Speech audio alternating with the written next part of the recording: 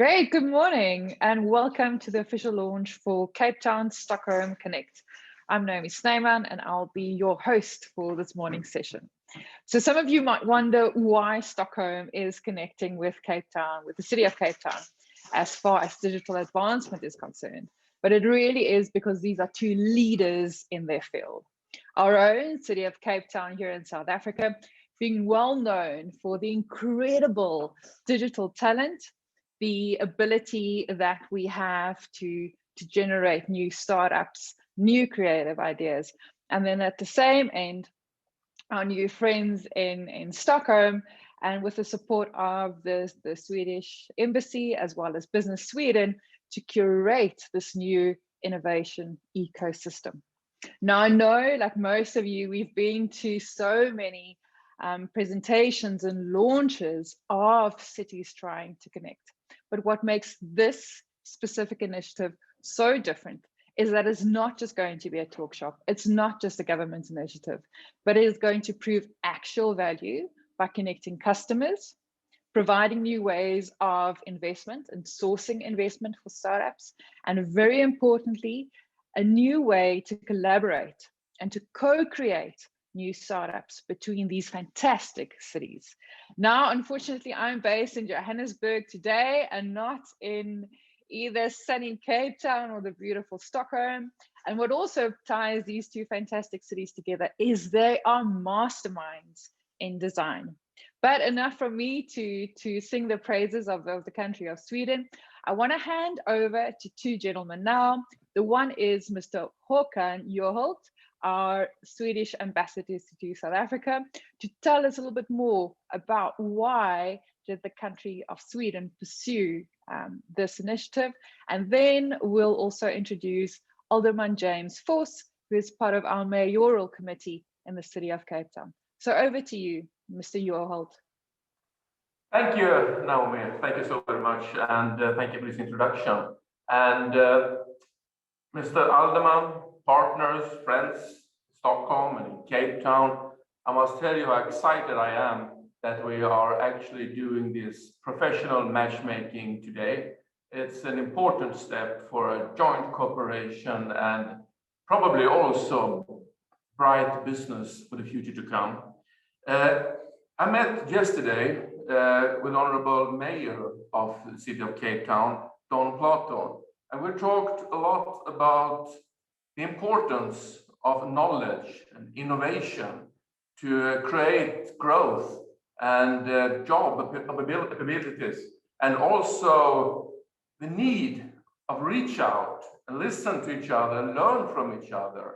And it was a long talk, and we will continue that discussion because Stockholm and Cape Town share so much of knowledge and experience that can be better used jointly and together. So that's why we would like to do this. And the history that combines our two countries is very long.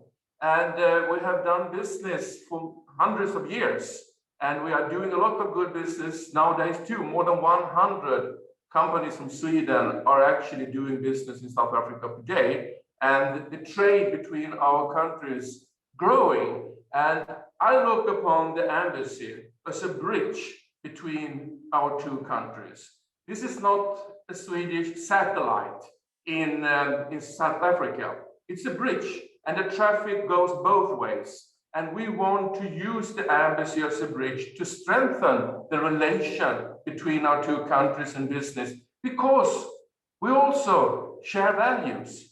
And we know all over the world that there are countries, business, that can achieve growth without taking any care of democracy, human rights, labor rights, freedom of speech, and other very important values that we would like jointly to hand over to the next generation. And that's why we're also so anxious from the Swedish embassy and me personally to say to all business in South Africa, Sweden, we are here. We are doing business. We are one of the most innovative countries in the world. And we have growth that has been impressive for decades. And it's the best place in the world, one of the best places in the world for startups, unicorns. So we are here, see us, talk to us, and then we can listen and learn and connect business people, innovators, financial institutions, and whoever that want to learn from each other and want to do business together. So this connection is a very good start. This is the first time we do this, very well organized matchmaking. And let me tell you, in 2005, after I divorced, I met my new wife on internet. So I know quite a lot when it comes to matchmaking.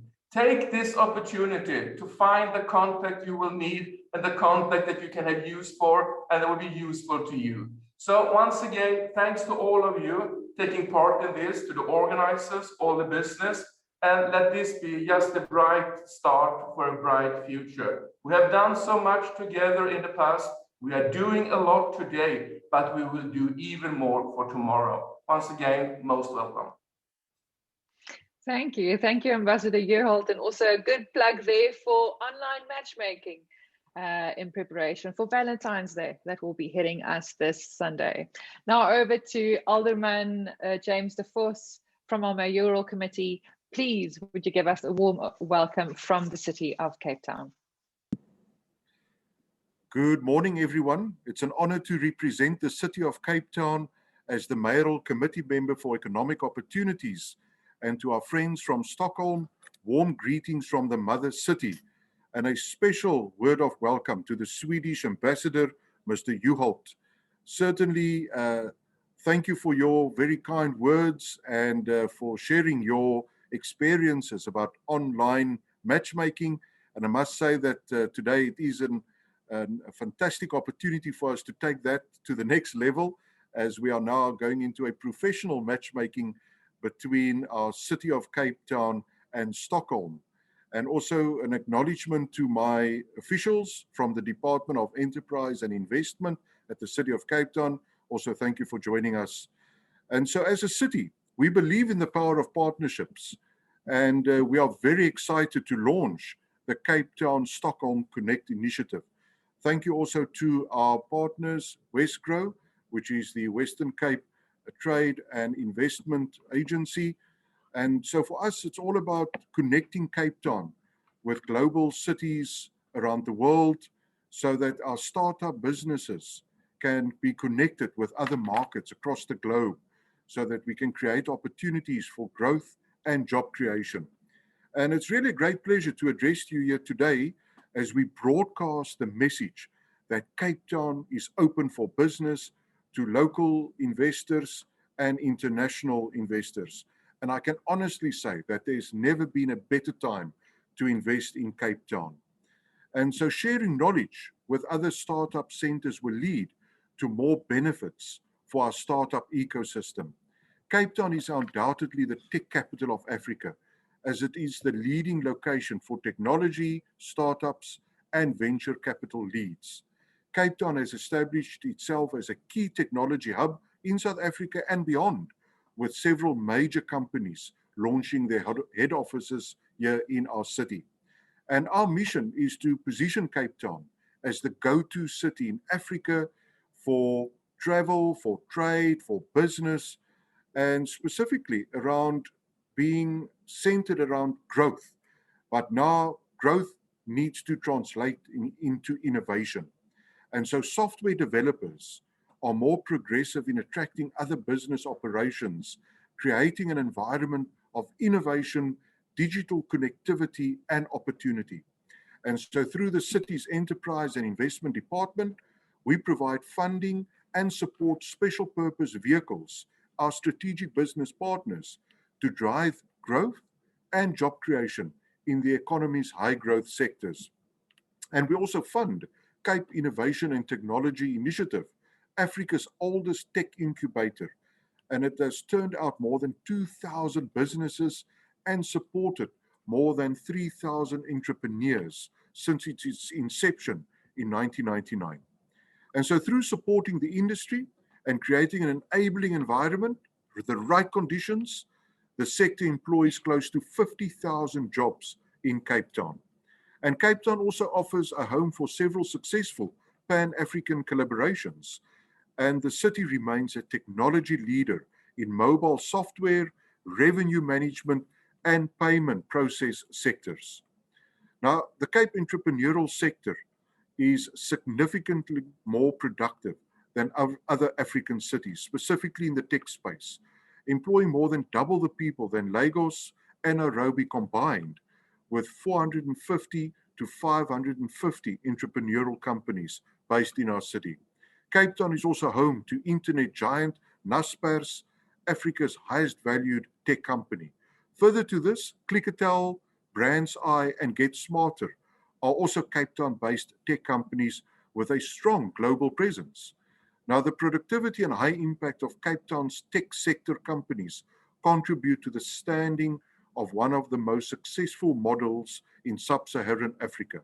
And Cape Town has established itself as a tech city through its tech entrepreneurs' hard work and innovation and investments made.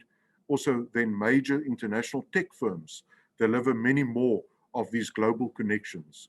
Now, the city is also home to several world-class institutions, including the University of Cape Town, the University of Western Cape, Stellenbosch University, and also the Cape Peninsula University of Technology. And these institutions are often great sources of talent for startups, and this talent often comes at a cheaper cost than in other developed countries. And competitive advantages of Cape Town as an IT location for startups include the following. The industry is largely supply-driven, and the availability of ICT skills and the prevalence of an entrepreneurial culture are key aspects in this regard.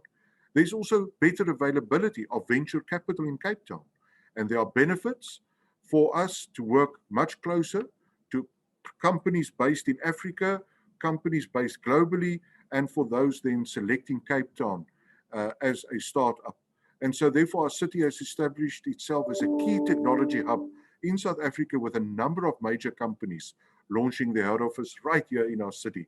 And this has also in turn been attracting other tech companies. We're also a highly mobile sector.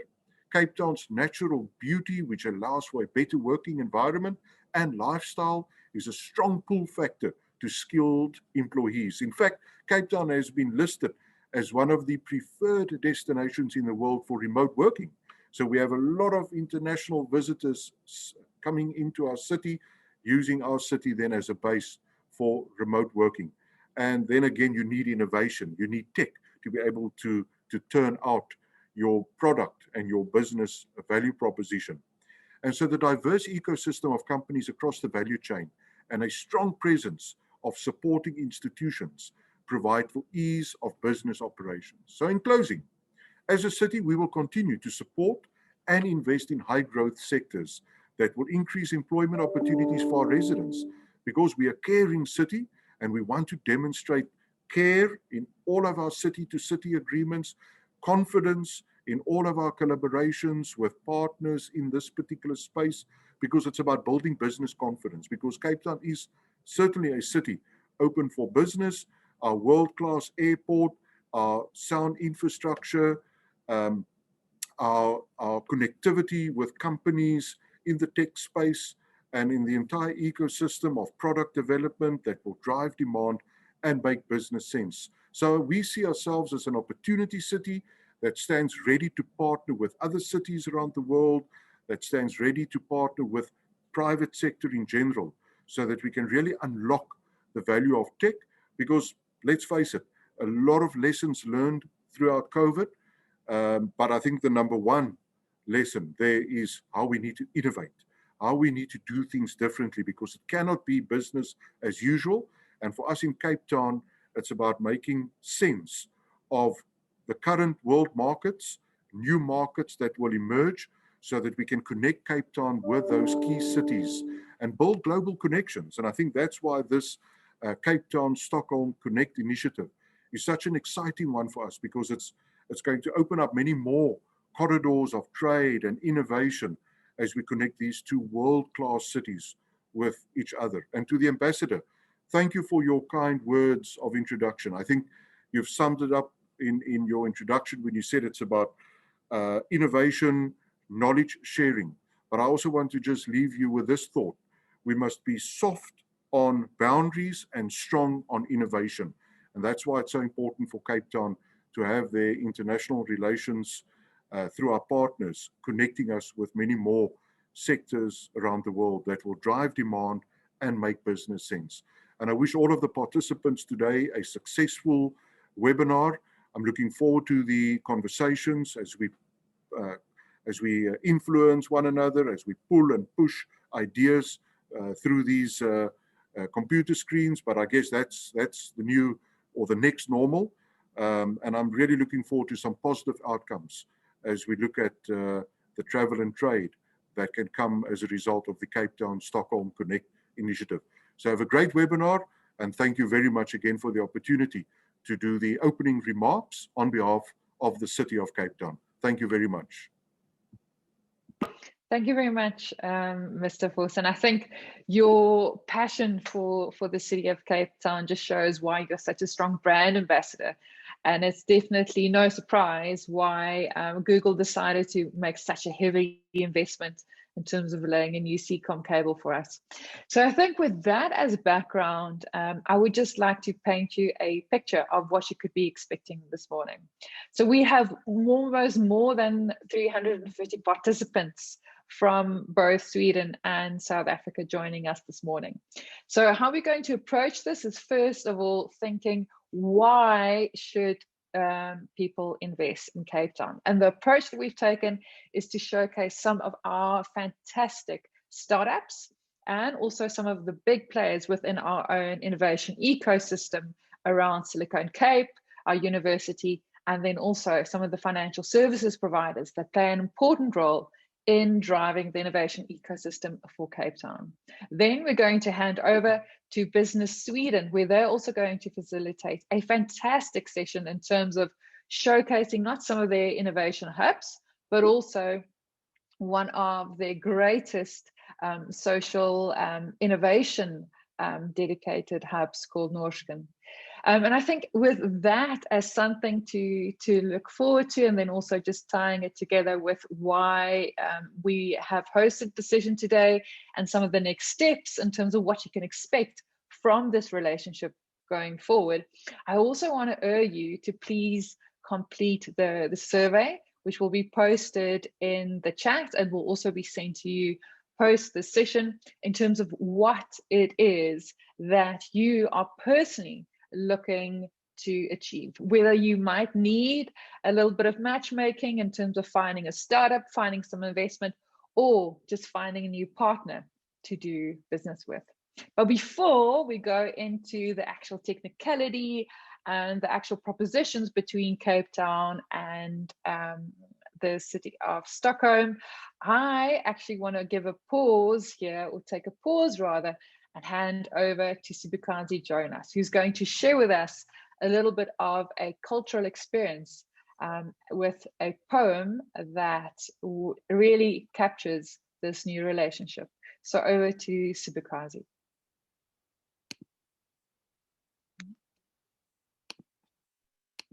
Thank you so much. So I just want to share this poem that I've written specifically for this gathering today, that I hope will inspire and underpin the conversation that's going to happen about the importance of partnership and the importance of collaboration.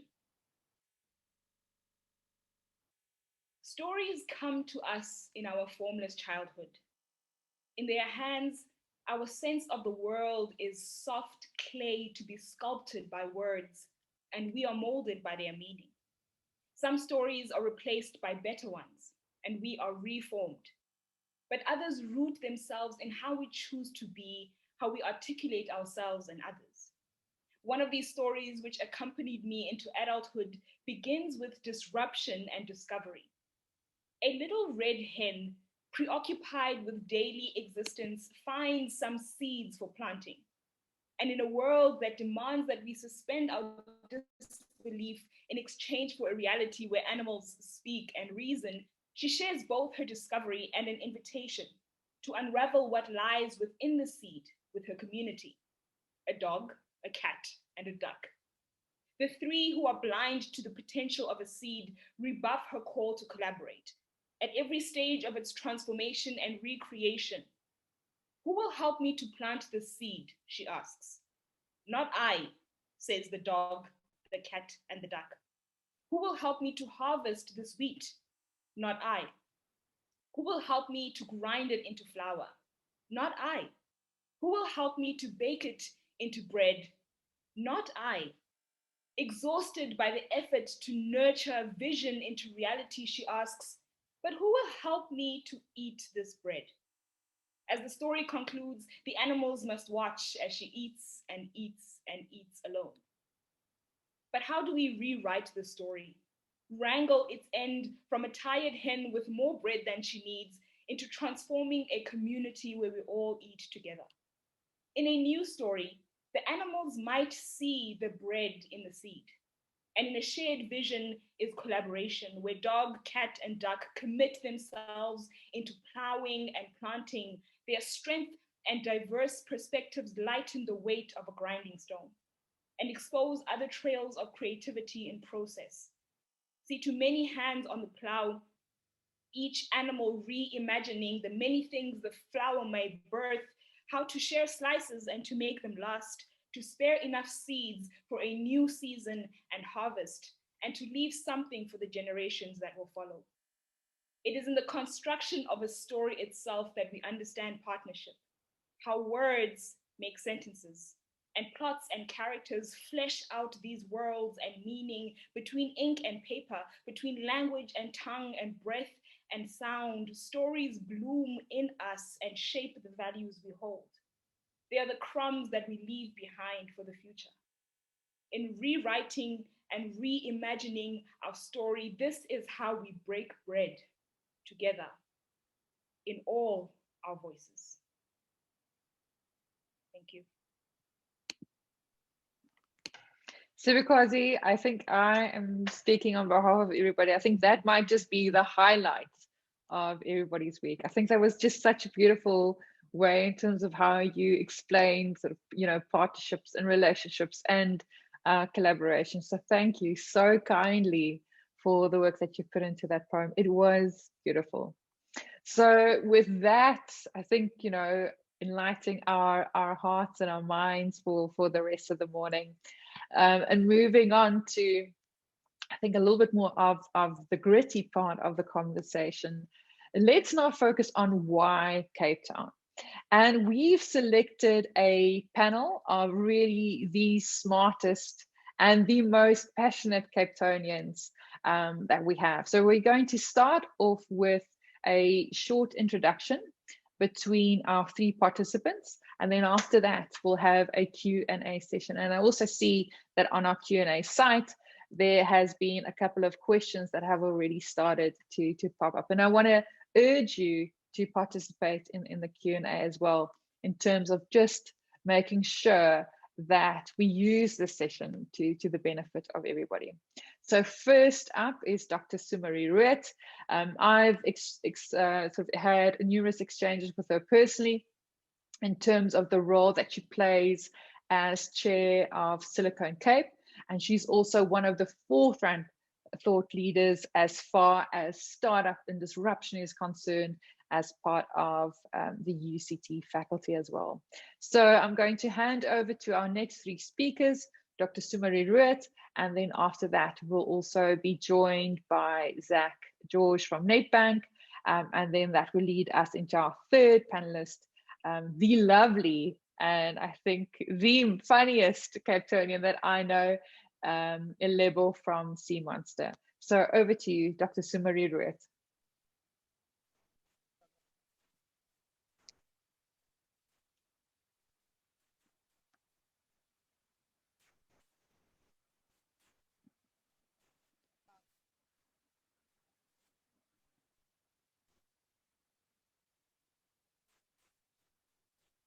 Who hopefully isn't having any technical difficulties.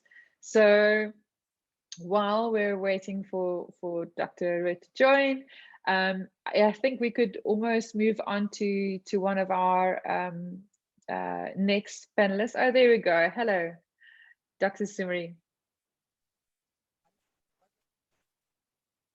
You might just be on mute.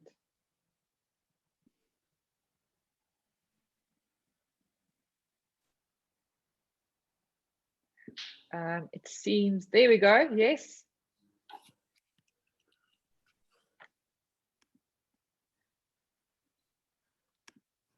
Can you, yeah, are you able to just test your speaker? No. I think while we try and fix maybe the sound issue that Dr. Rett is experiencing, Zach, would you mind stepping in and then we can move over to you? Beautiful hair, Zach. Oh, thank you. You must use a great hair mask. I mean, yo. Thanks for joining. I spent quite a bit of my capital on conditioner, so no, just kidding. Good morning, everyone. Good afternoon, good evening, depending on what part of the world you're in. Are we just doing quick introductions on ourselves right now? Okay. I'm Zach George. I'm a former investment banker. Moved to South Africa 10 years ago. I founded the Africa operations of Startup Bootcamp, co-founded Startup Bootcamp Africa. It's one of the largest accelerators in the world for technology ventures. I'm an active angel investor in early stage African tech startups, including the likes of Flutterwave, Kuda Bank, and quite a few prominent ventures on the continent. And I'm also in charge of helping Nedbank with their venture capital strategy. So, yep, that's me. Thank you, and thanks to Zach. And I think as we move into the panel discussions, really looking forward to understanding some of the ideas and the work that's gone into Startup Bootcamp. Sure. Lebo, if you wouldn't mind sharing a little bit more about yourself, the work that you do with Sea Monster, and then I think a couple of your views in terms of the potential that you see within the city of Cape Town. So Lebo, over to you, please. Sweet. Thank you very much, Naomi. I suppose I'm going to ask or quote that 2020 proverb, which is, can everyone hear me, or am I just talking into the silence? Cool. No, my name is Lebo, and I'm one of the directors at a company called Sea Monster Entertainment. And what we do is we use animation and games to drive issues around social change, around learning, and really like trying to drive business outcomes. And the potential that we see, I think, is already around story. And that's a theme that's already started to come through, because irrespective of where you are, story is how we make sense of the world. And so some of that potential really is around how do we package up our African stories that are unique, because we come from diverse environments. And so I think there is something that we can teach the world in that. But the challenge is we got to partner with other people to be able to take some of these stories to the world. And that is like some of the exciting potential that I see between an initiative like this between Cape Town and Stockholm. And yeah, that's something that we really should look to unpack today. This brief intro from me. Thank you. Thank you. Thanks, Lebo. And I think if I've learned anything in terms of where some of the future skills are going, it's really all around storytelling. It's about immersive experience, and it's really about how do you create a stronger visual language for your clients. So Sea Monster, obviously being one of the strongest leaders in those skills, is definitely a partner to reach out. So let's try Dr. Sumari Root again. I hope for her sake that her sound is giving its cooperation. I've been in her position so many times in 2020, so I know how she feels with a speaker not working.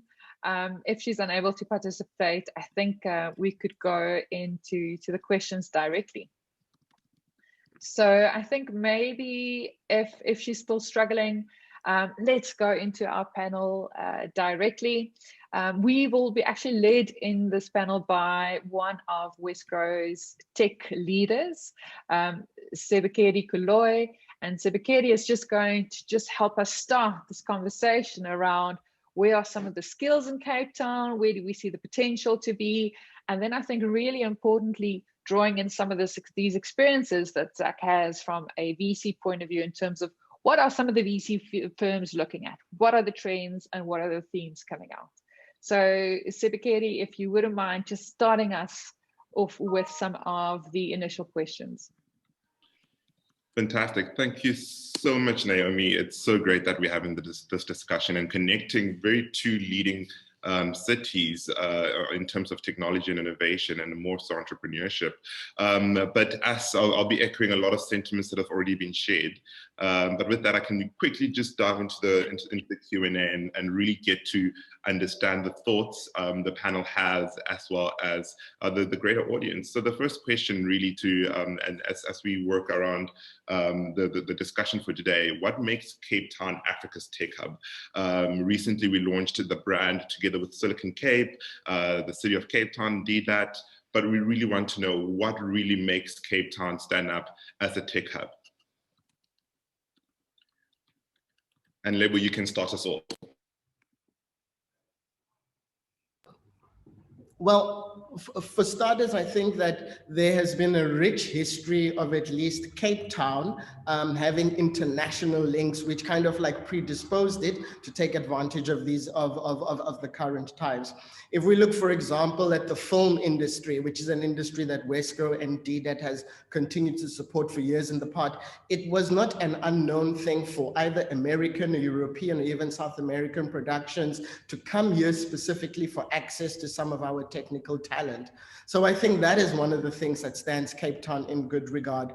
We've heard previous speakers make allusion to the fact that we've got great universities, we've got great technical colleges. And yes, while our sort of like national ecosystem might have some challenges, I think that there's a hunger here. And Cape Town is quite a metropolitan and global city. We're exposed to many, many cultures.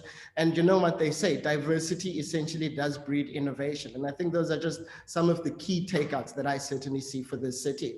I'm curious to know what my other co-panelists have to add to that.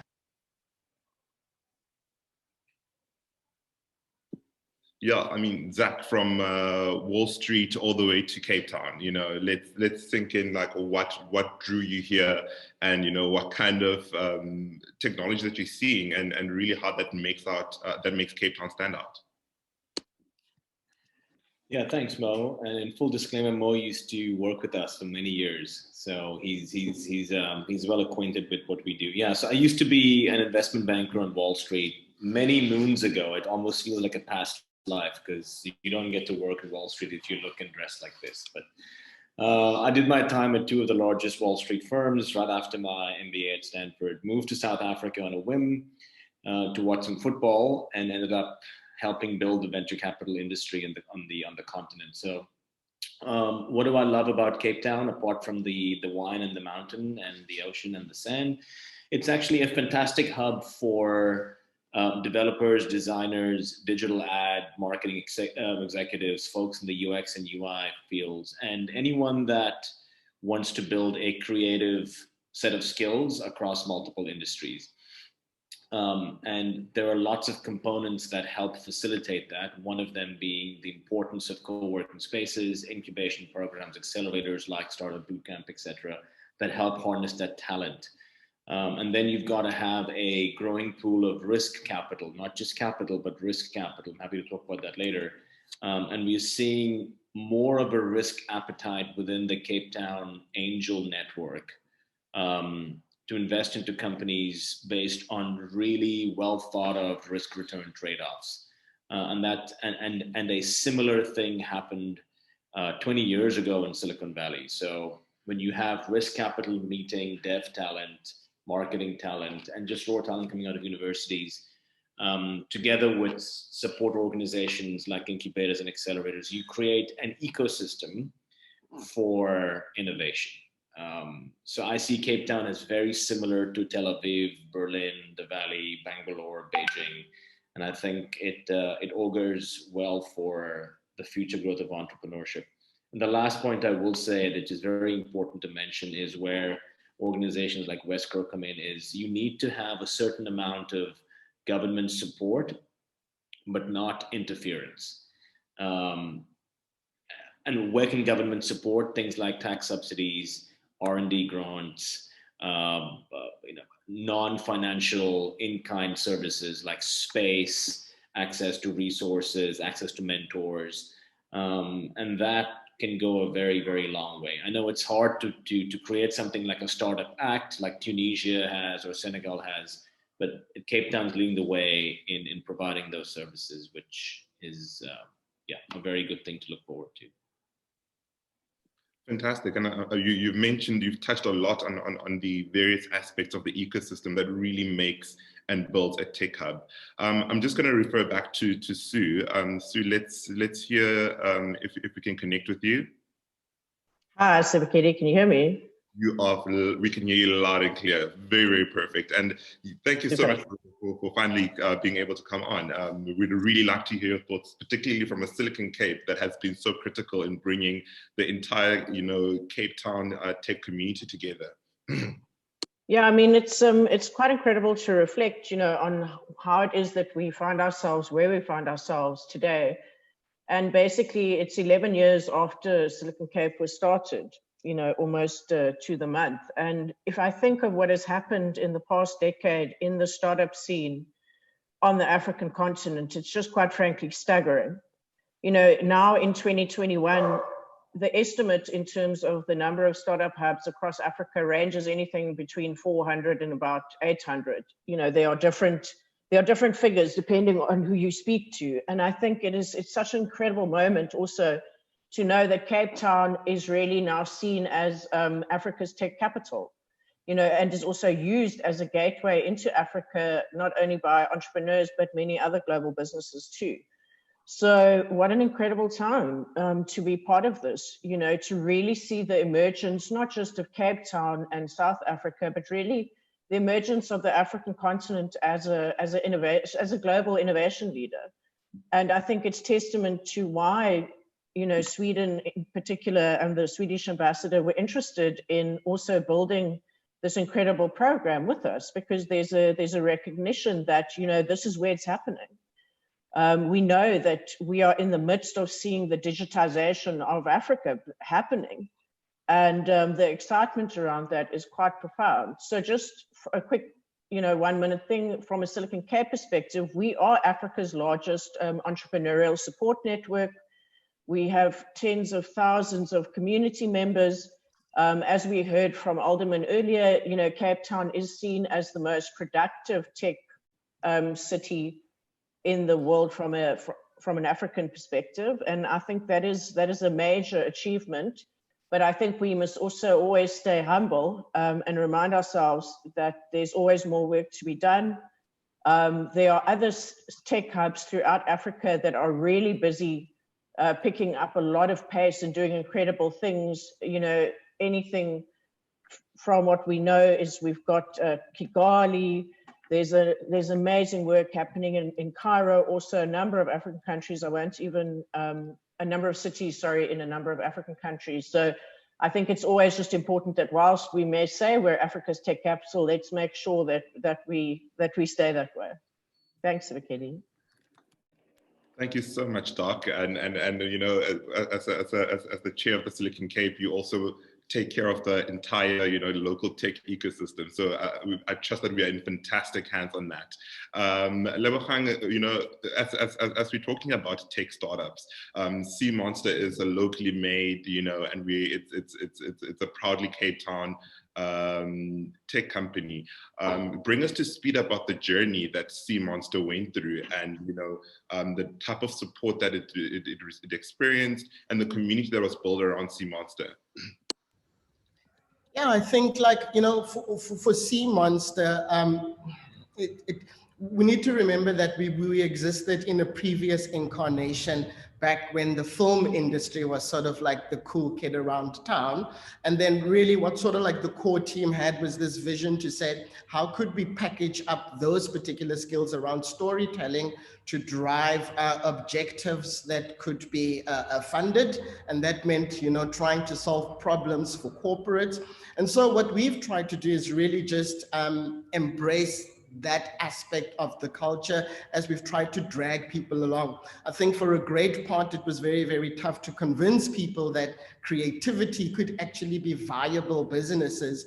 And so as we go on this journey and look for sort of like north-south connectivity, I think what we need to give credence to is the fact that, yes, we have technologists, we have talent, but there's still so much that we are lacking, you know, things like IP legislation. And so as we look to take the next part of the journey, I think those are the areas where we've got to look into developing and saying, like, how can we like strengthen that as an example? You know, one thing that strikes me is we have relatively small low domestic markets. And so, you know, in Cape Town, we always have ambitions of making, but making for the world. And so like, it's a whole question of like, how do we support and enable that? And like our Swedish counterparts have like some experience in making for the world. So how do we join that to kind of like create something that is the greatest sum of all of its parts? And yeah, and so we've been lucky in our journey. You know, we've managed to be funded just for the first series round, and it's been great. We've been able to ensure that we push our product development imperatives. But yeah, it's certainly just the beginning of the journey. But it's tough, hard work. You know, it's relentless, but fulfilling nonetheless. Amazing, and congratulations on the funding. It's a crucial, you know, step and milestone for any tech company to get some access to funding. And while we're on the topic of funding, Zach, from a local perspective, and you know, also, as well as an international perspective, you are a well-known figure from South Africa all the way to Sweden. You know, what is the value for investors to invest in the local tech ecosystem? I mean, apart from the obvious benefit of the relatively lower cost of development, the lower cost of talent, for lack of a better word, there's always a huge benefit to employing local, to using local resources to create value locally. I mean, I've always been a fan of setting up structures where holding companies, and this is nothing controversial because it's been done hundreds of times over the last few years, is the ideal situation is where a South African technology startup, let's say hypothetically they operate out of Cape Town, since we're talking about Wesgro here, they would set up the holding company in either Delaware, Singapore, Mauritius, the UK, BVI, etc., and they would set up the operating subsidiary in South Africa. So they would employ all their devs, all their resources, the entire executive team would be run out of here, but the holding company would be set up overseas. And the reason for that is not because of any ulterior motives. It's just, it's tax efficient, it's IP efficient, and it's, South Africa has very favorable double taxation treaties with most investor-friendly jurisdictions overboard. Now, this is something that a lot of entrepreneurs don't think about, but it's extremely important once you get past your seed round into your Series A and Series B rounds of funding. So I've always been a big champion: hire local, set up your teams locally, pay your taxes locally, but it always makes sense to set your holding companies offshore from an investment and scaling standpoint. Amazing, thank you so much. Dr. Sue, then with that said, and before I ask my question, just to the attendees, this is the last question to the panel, and I really want to open up the floor for questions. So think about what it is that you want to ask. Given time constraints, I'll open to 2 questions, and then after that, we'll hand over back to our fantastic MC, Naomi. But with that, you know, Dr. Sue, you really highlighted a lot in the previous question, but tell us more again on, not just again, but tell us more about how can our ecosystem be of benefit, particularly now that we're in discussion with our Swedish counterparts. How can our ecosystem benefit our Swedish counterparts and fellow entrepreneurs? I think, Sibakedi, I mean, it works both ways. So, you know, it's not just how can Cape Town, well, the Cape Town ecosystem benefit Stockholm, this is really the essence of this. What we're talking about here today, in my opinion, is about collaboration. It's really the quintessential example of how a collaboration can bring about, fantastic benefits for all stakeholders involved. But I mean, if I have to pull out certain examples, I heard a lot earlier on about matchmaking. And one of the biggest benefits that this, collaboration can bring about is B2B, and not just B2B. So I was going to say business to business matchmaking, but also investor to startup matchmaking. We find that to be one of the most beneficial things to come out of collaborations such as this. And specifically though, in terms of, Cape Town as a startup hub, the benefit that we bring is that we do have a Pan-African perspective here in Cape Town. So whilst we are based in South Africa, we have entrepreneurs represented here from almost every single country throughout Africa. We've seen numerous startups from other African countries actually come to Cape Town, establish their main hub here, and then run their expansion strategies from this beautiful city. So I think for me, one of the biggest benefits to our Stockholm partners would be the fact that you get this Pan-African perspective here in Cape Town, and that you get to understand the lay of the land throughout Africa, because the reality is business and not only even just in South Africa, but in Cape Town is not the same as business in Kigali or Nairobi. The ecosystems even look different. The way business is done may potentially be different. So I see Cape Town as an excellent landing pad for wanting to understand, all of the multiple tech ecosystems throughout Africa and to drive your expansion strategy through that. Thanks, Vikedi. Thank you so much. And that is the truth and the whole truth and nothing but the truth. Thank you so much, Doc. And thank you so much, Zach and Lebogang. We've got a few questions already coming in. The first one is directed to yourself, Zach, which is from Hololo Lekoma, which he asks, please, Zach, can you provide more explanation for the reason of setting up an HQ offshore and operations locally, especially for Series A, Series B? And I'm sure there's a complicated answer that we can go around, but if you can keep it to a 2-minute or less, actually, response. Yeah, that's a great question, and the very short answer is most expansion capital for technology ventures in Africa comes from overseas, right? There are a growing number of African VC funds that do Series A and Series B deals, and so Series A is typically $5 million or more in capital. Series B is typically $10 million and more in capital per round, but these numbers can be significantly higher. The VC industry in Africa hasn't evolved to a point yet where large rounds can be led by local South African, Kenyan, or Nigerian VCs. So when you're looking for capital overseas, investors always look for the most efficient jurisdictions from a money repatriation perspective. The second aspect is around exchange control. South Africa has not had the best exchange control in many years. It's gotten better recently with the loop structure being relaxed in December, but it's still, from an IP perspective, not the most ideal place to be holding your IP. So investors that come in at later stage rounds want to invest in companies where they feel comfortable with their money from both an FX perspective as well as a repatriation perspective.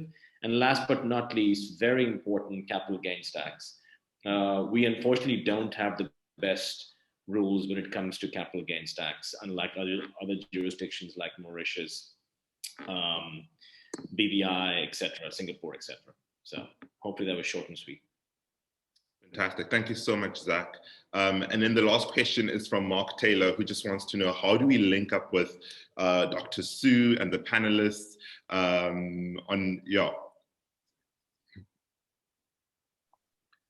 Okay, well, I mean, is that a question? So if you want to get hold of me, fortunately, my email address is available. So if you go to the Silicon Cape website, my email address is there. So it's literally sumari@siliconcape.com. You're welcome to connect with me, and also please do connect with me on LinkedIn. So just look up my profile, my first name and my surname, Sumari Rich, you'll find me there, and then we can connect through that, so that works for you. And that's it. Thank you so much to the panelists, Lebogang, Dr. Sue, and Zach.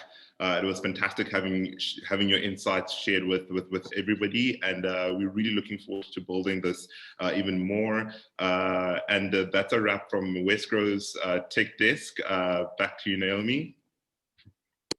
Thank you, and what a fantastic panel! And I've seen so many great questions also in the chat, specifically when it comes to how are we thinking about leveraging what we have in Africa, right? So I think leveraging our own homegrown problems. And there was such a fantastic comment post by Dion Chan. I almost said Dion Chan. In terms of how do we think about, this exponential drive towards new logistic partners, new e-commerce needs, as we've been pushed into this new, well, not a new, but definitely in an exponential digital world.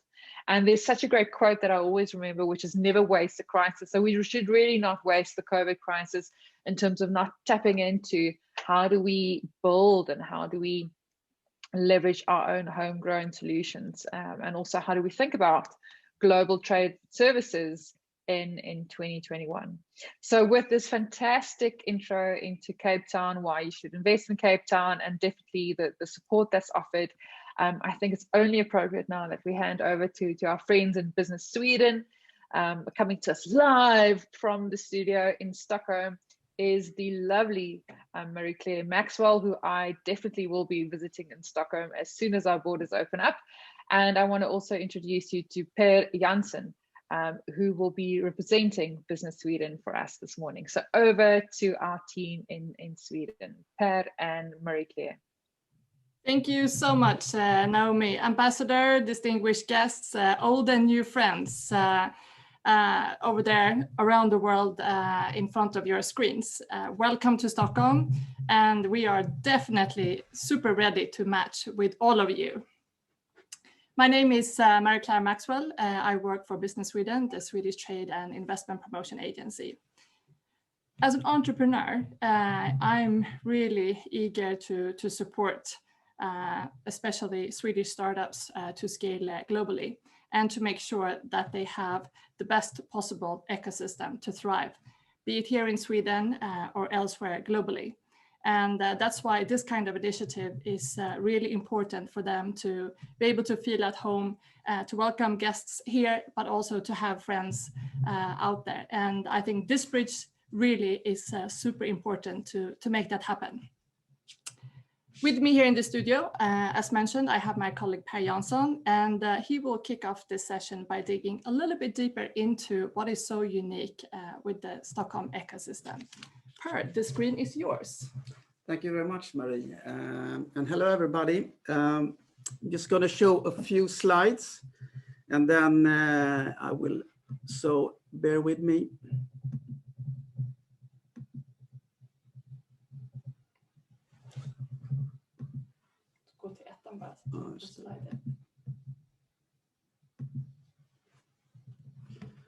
All right, hello from Sweden.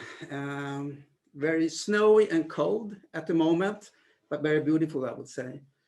And I will very briefly talk about why Stockholm and Sweden in this webinar, and also to go through a few things. So I will highlight a few things that I have at top of mind is to be able to promote the quality of life in Sweden is quite good. I would say it's a safe society.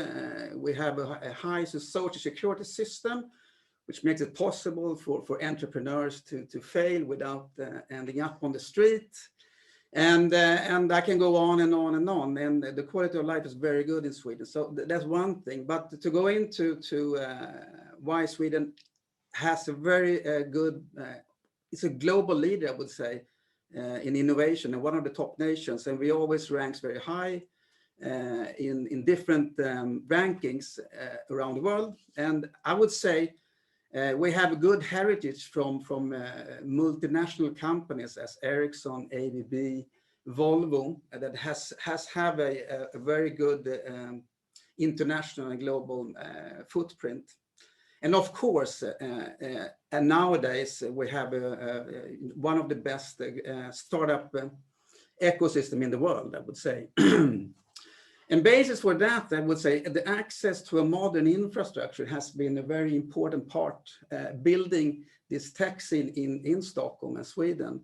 In the 90s, we built the world's largest open fiber network, which 100% of all the business tap into today, and over 90% of households have access to a fiber network.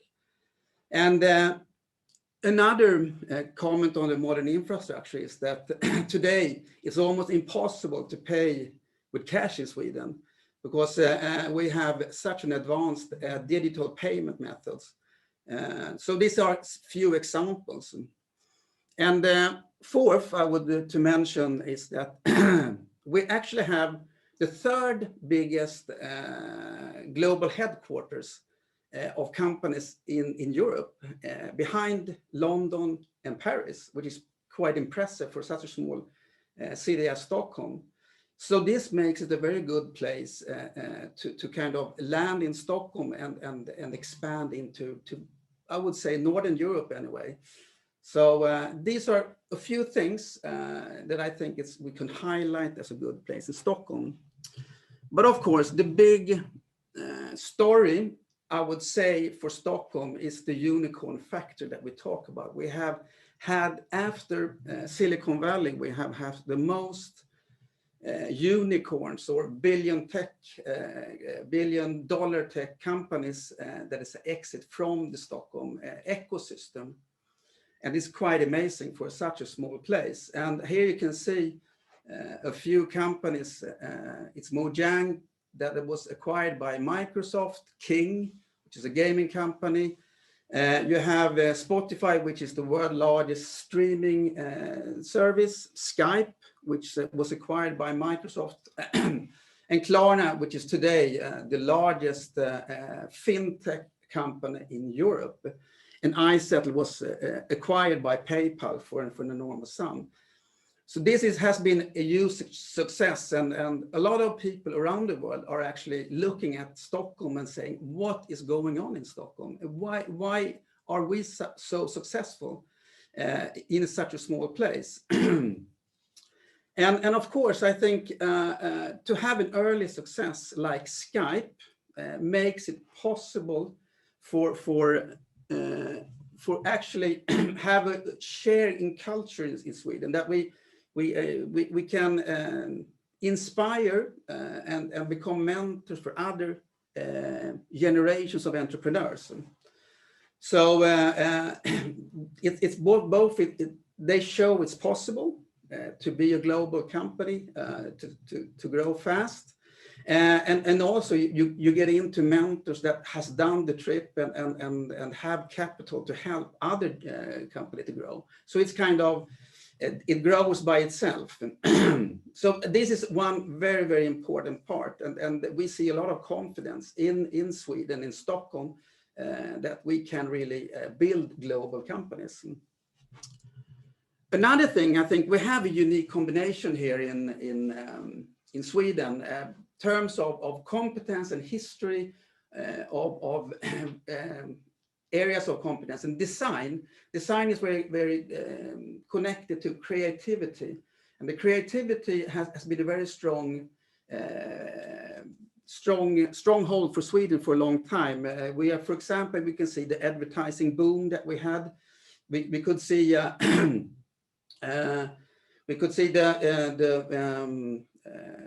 is it?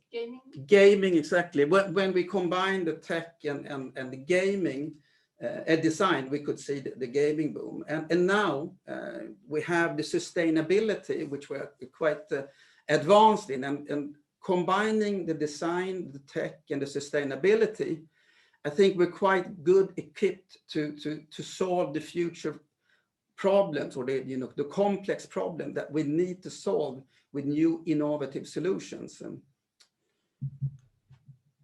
And lastly, Stockholm is a small yet incredible global city, was one of the founder of a great startup in Sweden, Jakob de Geer. And it's actually 2 million people, but according to several studies, our ecosystem is one of the most connected ecosystem in the world.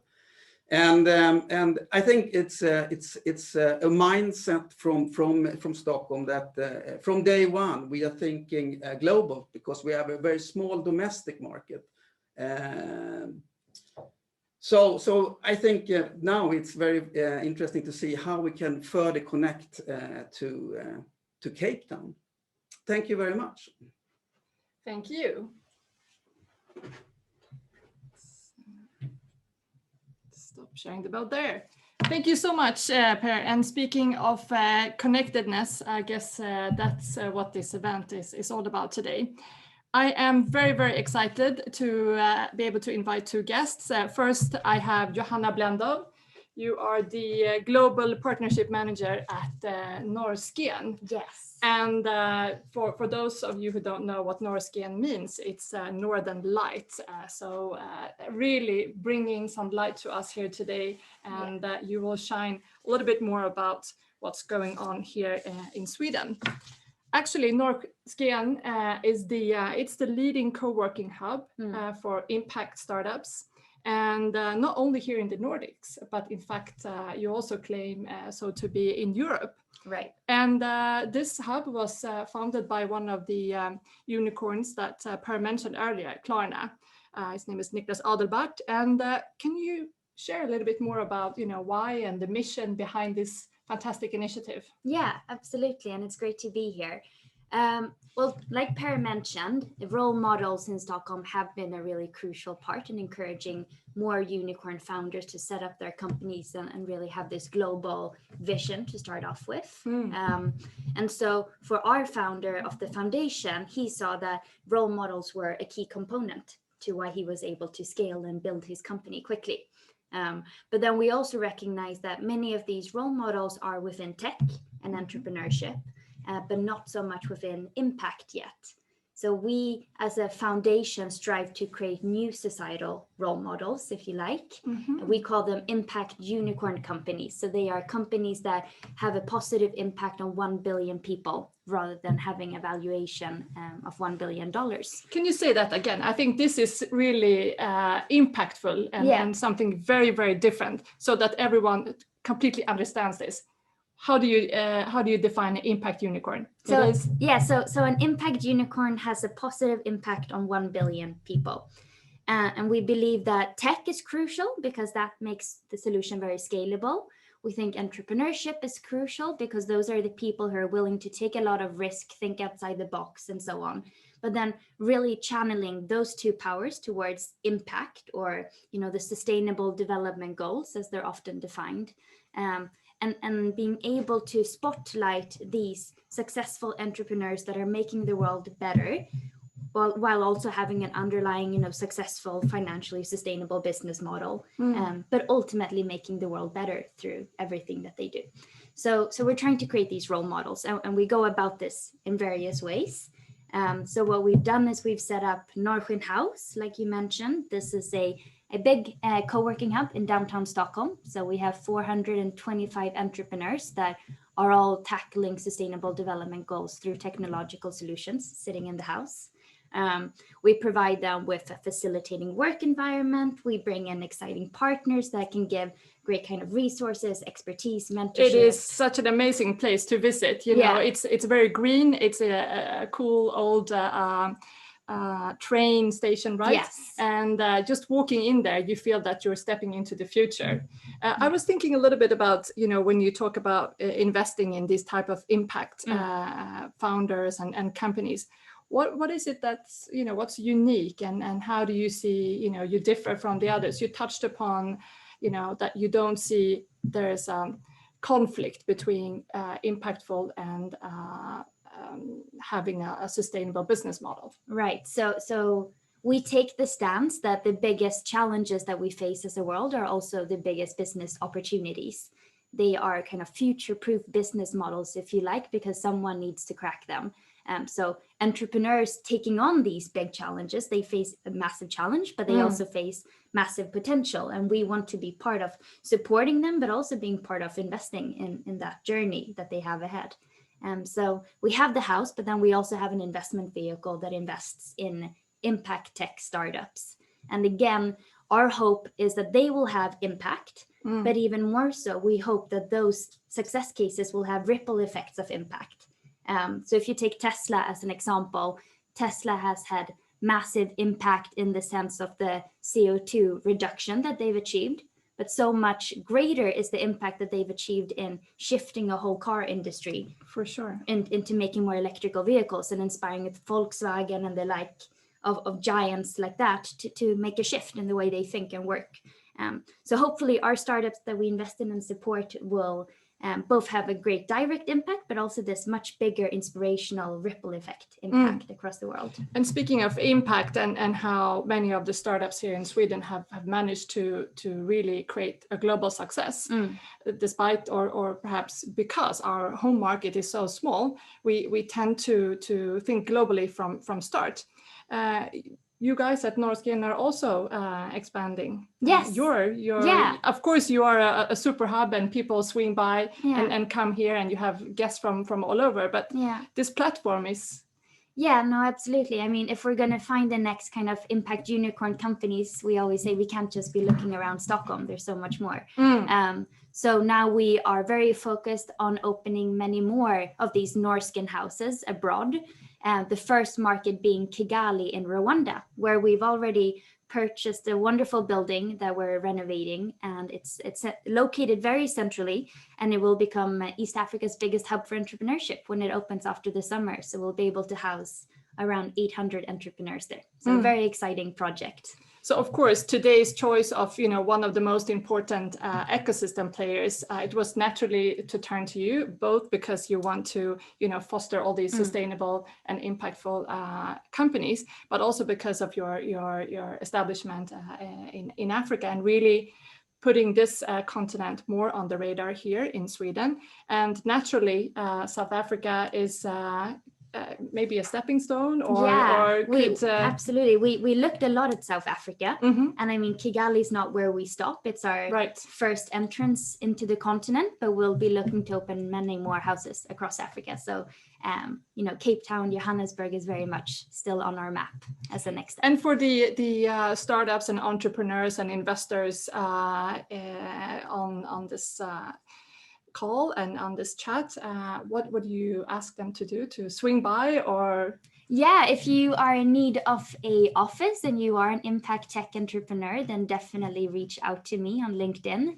And we can perhaps find a spot in the Norskin House in Kigali, but otherwise always great to connect over LinkedIn to look at how we can support the ecosystem in a better way. Super, and I hope you and me and Per will be able to head over very soon for the opening, but naturally also with more of your member companies. Absolutely. And speaking of member companies, we have one with us here today. So thank you very much, Johanna, and let's see if we can bounce some questions later. So next up, Cecilia Lipinski, you are the CEO and founder of Green Assets Wallets. Thank you so much for joining us here today. And you are a member of the Norskin House. And in fact, you have said that your company wouldn't have started unless you were based here in Stockholm. How come? That's absolutely correct. And thanks so much for inviting me to this really interesting seminar. That's right. The Green Assets Wallet, the company that I founded and the CEO for, it's a global trust platform, and it's set to accelerate impact investments. We focus on the sustainable debt market with this particular focus on green bond validation and impact reporting. And the reason we do this is that we can expand the market scope beyond current scope into new regions and new actors and ensure that we have credible impact. And there is definitely no coincidence that we started this in Stockholm, because Stockholm is the financial center of the Nordics. It has a really great demonstrated leadership in sustainable finance, helped pioneer the global green bond market. At the same time, there is a high concentration of fintech innovators and leadership. So we were able to combine both in order to address a very critical problem in the market for sustainable finance. And this problem stems from the fact that to deliver on the Sustainable Development Goals and on the Paris Agreement on climate change, private capital is absolutely instrumental. And the great news is that private investors have really stepped up, recognizing this is a material business issue for them. Absolutely. The demand for, I think the fund tells something absolutely. As well. Yeah. And also within institutional investors. So the demand for green and social bonds is just exploding, and the supply is not nearly meeting this exploding demand. But at the same time, as we have this really great demand on the one side, and we have all of these needs on the other side, there's a bottleneck in between. So the capital can't reach all of these potential investment opportunities. Right. And the reason to this bottleneck is there's a lack of cost-efficient infrastructure for trusted data, and that keeps the investors off. And we saw that financial technology could act as a lever to break through this barrier and enable scaling. But to do this and to combine, the key defining forces of the financial service sectors, which is sustainable finance on the one hand and financial technology on the other, we needed to convene talent from tech innovators, capital market actors, sustainability experts, all of which we could easily access in Stockholm. So we could build this as a co-creation in Stockholm from which to scale this further with our global partners. And initially you were more of sort of a non-for-profit organization, but then that shifted. That shifted because we saw that in order to meet the market's response to our solution, we needed to establish a proper team. And we also felt that if this is a really good solution, it needs to be able to demonstrate it can stand on its own legs. Yeah, and so scale. Scale. So the Green as a Solid is a commercial company and a startup, and it has moved from this innovation project. And you are scaling now, and we also brought you here because you are scaling towards or in Africa. We have always had, a global reach, and actors have engaged with us from everywhere. But we think that Africa is very interesting, especially now that investors are really focused on real additional impact in the real economy. Africa sits on these unique opportunities for real world impact, yet capital allocation from green investors is very limited. And we are set on changing this because through our lens, and our perspective with our platform, we see that in the African region, there are lots of opportunities for sustainable investments. Lots of matching that can be done just here. waiting to be untapped. So yes, indeed, we want to support matchmaking between global capital and ramping up sustainable growth in Africa. So you're called to this audience of quite a few, I think, both investors and ecosystem players and startups. How would you like to continue this journey? We started this journey a couple of years ago, and we have been engaging with the African market. We have launched a guide to issuers and investors, etc.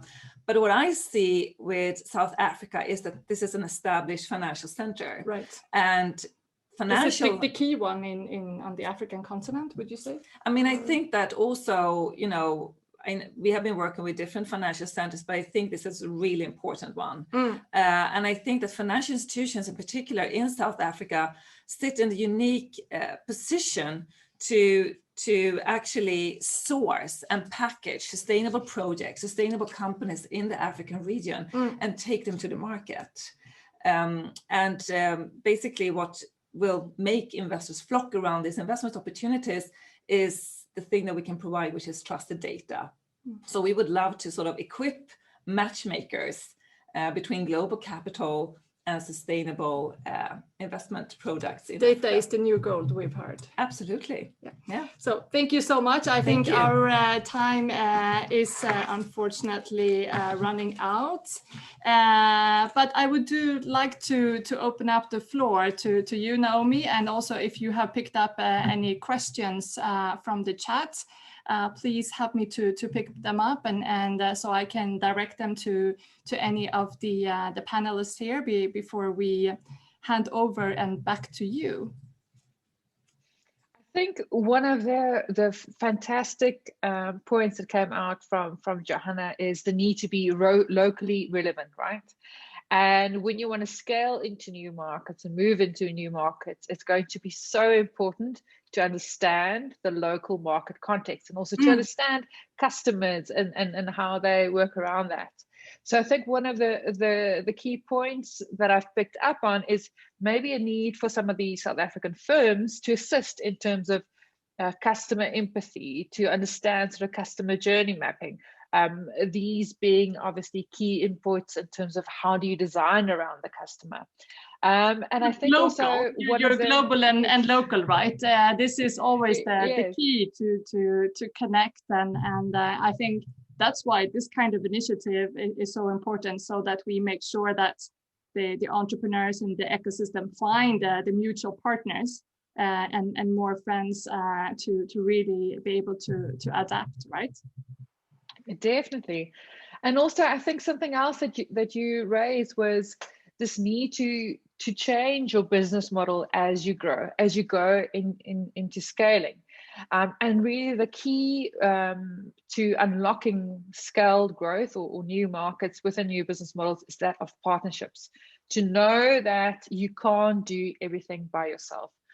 I just want to get a view from you in terms of what could some of our startups or our smaller companies that are based in South Africa do to be more partner friendly to our Swedish counterparts? Is that a cultural element? It's the way that we are structured, but what are some of the first steps that some South African startups can take to be more partner friendly for Sweden? I think, in general, Sweden hasn't got such a long history of perhaps traveling to or working on the African continent, but for sure we have many established Swedish large corporates already in South Africa. So what we need is more insights. We need to learn more about the opportunities, I think. And once I think this seminar is one very good way of highlighting the opportunities.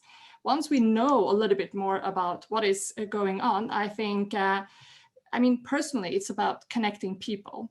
I think, and especially among entrepreneurs and investors, we don't really need to know exactly all these special codes. And I think our passion and our motivation to change things, that's going to bridge possible cultural overcomes. And so I think, especially when you're working within the tech startup scene, it's so great to see that you connect as an entrepreneur, you connect as someone who is wanting to change the world or a big problem, and that creates a good glue. So I think for us, it's more important of really facilitating those connections and helping people and the ecosystem to become closer friends, so that we close the gap in terms of being very, very far away.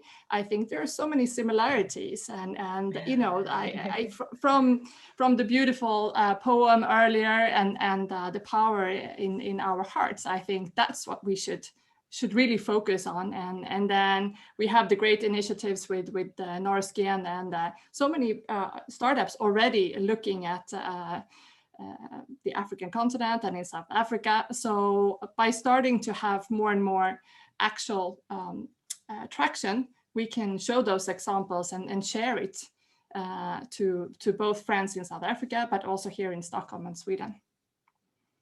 Thank you. And thank you so much for hosting such a fantastic panel. And thank you again for Cecilia and Johanna and Per for joining us from Business Sweden. Yeah, right here. I think We keep a safe distance. hello, you're around the corner, you're in the green screen. Thank you so much. Thank you so much. So, thank you. Thank you. So in our closing, I think there's so many fantastic points that have come up with our initial launch today. I think one of those are, how do we deal with very specific issues around the COVID crisis? And Colleen Harding in our Q&A posted a very important question, which is what to do within the tourism industry. And I think a great starting point as you tie together our matchmaking with the survey that you can fill in is, how do we think about creating new experiential tourism, virtual experiences for people that would like to visit Knysna when they can't.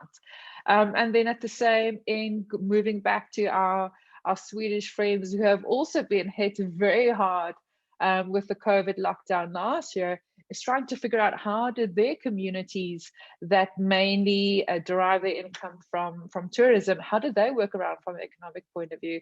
And then definitely, obviously, we'll come and visit you, Colleen, in your guest house in Knysna. So what we've heard today is a showcase of really the best in terms of how the city of Cape Town has moved towards the innovation ecosystem, tying together startups, skills, talent, the VC funding community, the academics, and then also really importantly, our regulators and also our government industries. But what's key is our customers. How do we build solution around our customers? And that could be a fantastic starting point for some of our Swedish counterparts that want to invest or scale into the South African construct. And then also at the same end, we've seen so many amazing unicorns that have been showcased. And obviously in true Swedish fashion, isn't Per's slides the most beautiful that you've seen? But nonetheless, also now we know who to blame for Candy Crush. So thank you to Kin. And I think what we've seen from their side is really, they are at the forefront in terms of moving into social innovation. And I think social innovation being much more prevalent and relevant to the South African construct in terms of how do we create businesses that solve for social issues. So again, this has just been the starting point of what could only be a beautiful relationship between South Africa and Sweden, with the two focus areas being Cape Town and Stockholm going forward. So if there are any questions on our chat, I think we probably have time for maximum one, just because the conversation has been alive and well with our two panels. And then again, just a reminder to please participate in the survey so that we can really understand what your key needs are. I think also what we've shared here is that there are a couple of great events coming up, specifically the AI Africa Expo. You can see more information on the chat around that, or just Google AI Expo Africa, in terms of how do we think about very specific financial technologies, mainly being AI, and how do we think about biases that some of our algorithms might have towards the African construct. And I think that's also a great starting point. So there's nothing that's sort of, glaring that hasn't been unanswered. If there are still open questions, our team from Wesgro and then also from Business Sweden will be addressing these with you directly. And then I think, again, a massive thank you to Sibukazi Jonas for, I think, enlightening our lives today with her absolutely beautiful poem. It's available on request, and I see that some of you have already requested a recording from that. Obviously, we need to protect her beautiful intellectual property, as it's her gift to share with us, more almost like a business that she's running. So with all of this, I want to thank everybody for joining in. I want to thank the City of Cape Town, and then also big thanks to Ambassador Joholt, who joined us with his fantastic background. I think you're the only one that has a good view today. And then also just thank you again to our mayoral committee member, Alderman James de Vos, who really painted such a beautiful picture for us in terms of what really is the potential of the city of Cape Town. So again, this is just a starting point. Please look out for our future engagements. And I want to wish you all a beautiful Wednesday and good luck with the rest of your weeks. So thank you from me, Naomi Simon, and goodbye.